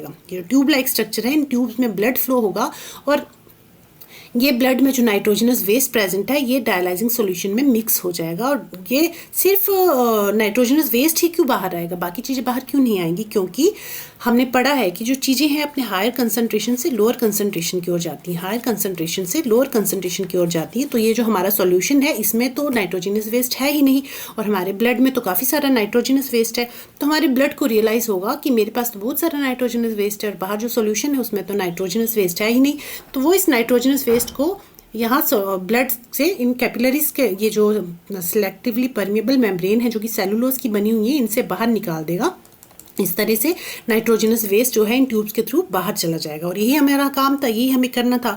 और फिर हम जो साफ ब्लड होगा, जो साफ ब्लड है उसको हम एक बीकर में कलेक्ट कर लेंगे, फ्रेश डायलाइजिंग सॉल्यूशन, इसको हम इसमें कलेक्ट कर लेंगे और यहाँ से dialysing solution with urea and excess salt को कलेक्ट कर लेंगे। ठीक है, जो साफ ब्लड है इस तरह से हम इसमें कलेक्ट कर लेंगे, और इस साफ ब्लड को इस ट्यूब से होते हुए फिर वेन्स के थ्रू हम बॉडी में भेज देंगे वापस। ठीक है, आई होप आपको चीज़ें समझ आई होंगी। तो इसी को हम कहते हैं हीमोडायलिसिस, जिसमें पर्सन को इस प्रोसेस में अराउंड 4 से 5 घंटे लग जाते हैं। ठीक है, 4 से 5 घंटे, और हफ्ते में 2 से 3 बार करानी पड़ती है प्रोसेस, डायलिसिस की प्रोसेस, जिसमें ब्लड डायलिसिस में हो क्या रहा है, ब्लड प्यूरिफाई हो रहा है। ब्लड प्यूरिफाई कैसे हो रहा है, ब्लड में जो नाइट्रोजनस वेस्ट है उसको हमें ब्लड से निकालना है, तो उसके लिए हम डायलाइजिंग सॉल्यूशन लेंगे। तो जैसे ही ब्लड फ्लो करेगा इन पाइप्स के थ्रू, जैसे इस सॉल्यूशन में आएगा तो ब्लड को रियलाइज़ होगा कि जो सॉल्यूशन है उसमें तो मेरा कंसंट्रेशन बहुत लो है, तो चीज़ें हमेशा हाई कंसंट्रेशन से लो कंसंट्रेशन में जाती हैं। तो ये जो नाइट्रोजनस वेस्ट है ये बाहर इस सॉल्यूशन में मिक्स हो जाएगा, और इस सोल्यूशन को यहाँ पे मिक्स करते जाएंगे। एंड जो साफ ब्लड है, साफ ब्लड जो है यहाँ टैंक में इकट्ठा हो जाएगा, ये जो साफ ब्लड साफ हो जाएगा ना, ये साफ ब्लड जो है यहाँ पे इन वेन्स के थ्रू हमारी बॉडी में वापस चला जाएगा। यहाँ पे क्या कर रहे हैं, फ्रेश डायलाइजिंग सॉल्यूशन को अंदर भेज रहे हैं, और यहाँ पे जो ये सॉल्यूशन गंदा हो जा रहा है जिसमें नाइट्रोजनस वेस्ट है, इस नाइट्रोजनस वेस्ट वाले सॉल्यूशन को हम ऐसे अलग बीकर में ऐड करते जा रहे हैं। यहाँ से फ्रेश भेजते जा रहे हैं, यहाँ से गंदे वाले को स्टोर करते जा रहे हैं। एंड जो हमारा ब्लड है जो प्यूरिफाई हो रहा है इन पाइप्स के थ्रू, हम इसमें वेन्स में इंसर्ट कर रहे हैं। ठीक है, वेन्स में वापस चला जाता है वो। ठीक है, so blood comes from radial artery से ब्लड आ रहा है, और रेडियल वेन्स के थ्रू ब्लड जा रहा है, रेडियल वेन्स के थ्रू ब्लड वापस बॉडी में इंसर्ट हो रहा है। ठीक है, तो यही प्रोसेस है हीमोडायलिसिस। तो यही सब लिखा हुआ है यहाँ पे कि जो आर्टीरियल ब्लड है it's pass through the dialyser क्या वो मशीन है, then back to the body through the vein. Heparin is used as anticoagulant while passing the blood through the machine. अच्छा, जब ब्लड को पास करते हैं ना मशीन्स में, तो यहाँ पे हेपरिन डालते हैं हम। हेपरिन क्यों डालते हैं? ताकि जो हमारा हेपरिन क्या है, एक एंटी कोगुलेंट होता है जो ब्लड को कोगुलेट नहीं होने देता। हेपरिन डालते हैं ताकि हमारा जो ब्लड है वो कोगुलेट ना हो जाए, वो जम ना जाए, इसलिए हम हेपरिन डालते हैं यहाँ से, ठीक है। हेपरिन डाल रहे हैं ताकि ब्लड कोगुलेट ना हो जाए। Inside the dialyser the blood moves through the haemofilter which contain tiny channels that are interposed between two cellophane membrane. These are porous membrane. जो सेलोफिन मेम्ब्रेन है उनको सेलुलोज मेम्ब्रेन भी कहते हैं। It is made from cellulose. उनके through blood flow होता है and the outer surface of these membrane is bathed in the dialysing fluid। वो जो डायलाइजिंग फ्लूइड जो था उसे हम कह रहे हैं डायलाइसेट। The use डायलाइसेट constant replaced. इसको जो यूज डायलाइसेट है जिसमें इम्प्योरिटीज मिक्स हो चुकी है उसको हम रिप्लेस करते जाते हैं फ्रेश डायलाइसेट से। फ्रेश वाले को भेजते जाते हैं, गंदे वाले को इकट्ठा करते जाते हैं। Urea, phosphate, creatinine, other unwanted substances from the blood pass into the dialysate with the concentration gradient. Essential substances required by the body diffuse from the dialysate into the blood. ठीक है, तो ये चीज़ें जो है ब्लड में जो dialysing solution है उसमें अनवांटेड चीज़ें मिक्सअप होती जाती हैं। Except for plasma protein almost all substances are exchanged between blood and dialysate through the cellophane membrane. जो सेलोफिन मेम्ब्रेन है मैंने आपको बताया, इसमें जो सोल्यूशन प्रेजेंट है, डायलाइसेट सोल्यूशन प्रेजेंट है, इसकी जो कंस्टिट्यूएंसी है वो बिल्कुल हमारे ब्लड जैसी ही होती है। बस इसमें क्या नहीं होता, इसमें सिर्फ नाइट्रोजनस वेस्ट नहीं होता है, तो नाइट्रोजनस वेस्ट को बाहर निकाल देते हैं। बाकी सारी चीज़ें जो आपस में एक्सचेंज होती रहती हैं क्यों, और जो प्लाज्मा प्रोटीन्स हैं बस वो एक्सचेंज नहीं होती because of its big size, क्योंकि इसका जो साइज होता है वो काफ़ी बड़ा होता है। ठीक है, उसके बाद the dialysis machine also have several blood pumps with pressure monitors that enable easy flow of blood from the patient. फिर वो ब्लड जो है वापस प्रेशर मोनीटर ब्लड पंप्स को ब्लड पंप करके हम जो पेशेंट है उसकी वेन्स के थ्रू उसकी बॉडी में इंसर्ट कर देते हैं, तो वो जो ब्लड है वापस पेशेंट के बॉडी में चला जाता है। ठीक है, this is called haemodialysis process. Second process है पेरिटोनियल डायलिसिस। पेरिटोनियल डायलिसिस में क्या होता है, जो पेशेंट है, पेशेंट की जो एब्डोमेन है, एब्डोमेन की लाइनिंग में से जो ये है एक कैथेटर है, इसको इंसर्ट करते हैं। इसको इंसर्ट करके ये क्या करता है, इंसर्ट करके जो ब्लड है यहाँ से ब्लड ये सॉल्यूशन बैग है, इस सॉल्यूशन को इंसर्ट करते हैं। इसमें जो इम्प्योरिटीज़ मिक्स हो जाती है, इन इम्प्योरिटीज़ को फिर हम इस ड्रेनेज बैग में इकट्ठा कर लेते हैं। तो ये भी एक प्रोसेस है पेरिटोनियल डायलिसिस, जो पर्सन जो है घर में ही कर सकता है। ठीक है, इसके लिए क्लिनिक जाने की जरूरत नहीं पड़ती, पर्सन घर में भी कर सकता है।